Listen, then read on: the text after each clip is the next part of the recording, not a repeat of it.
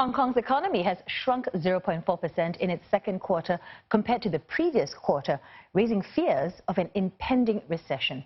Now, the announcement comes just a day after the financial secretary unveiled $2.4 billion of relief measures. It is aimed at alleviating the impact from the US-China trade war, amongst other downward pressures. GDP growth has also been revised down to 0.5% year-on-year from the previous 0.6% forecast.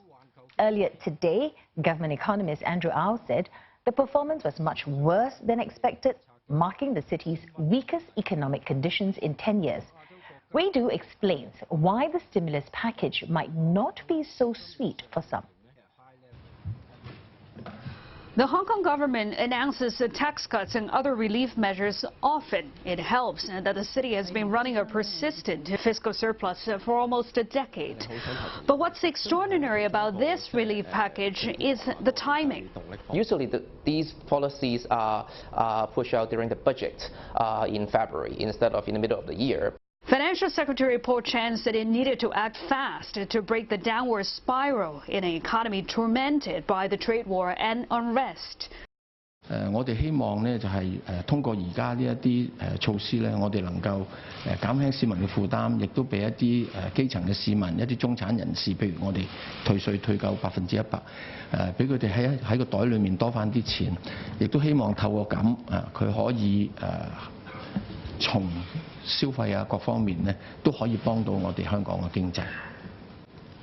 The economist agrees, though he says the measures are too late to help avert a technical recession in the current quarter, and they won't likely do much afterwards. For the effectiveness, I do have some sort of reservation on it because the measures are not targeted enough.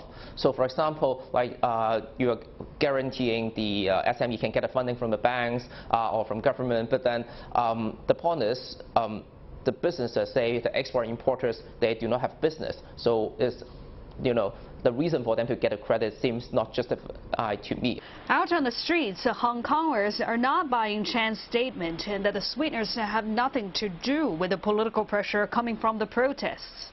After the 2-month protests, then he announced the tax cuts. So the effect is very obvious. While many are happy to take the money, few actually believe that alone will quell the anger in society. The youngsters, may not have too much benefit from that, and they have their own aims, and then they have their own way of doing. The core issue is not about having more pocket money for the people, but for a very fundamental reason. As the protests enters the 11th week here in Hong Kong, businesses continue to watch politics with much weariness. Wei Du, CNA, Hong Kong.